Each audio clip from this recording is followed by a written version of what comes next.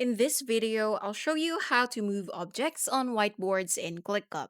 To get started, open the whiteboard that contains the object you want to move.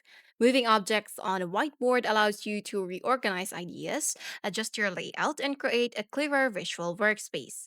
Click once on the object to select it. When the object is selected, a bounding box or selection outline will appear around it. Click and hold the object, then drag it to a new location on the whiteboard. Release your mouse button to place the object in its new position. If you want to move multiple objects together, click and drag your cursor to select several objects at once, or hold Shift while selecting additional objects. Once multiple objects are selected, click and drag any one of them to move the entire selection while keeping their relative positions.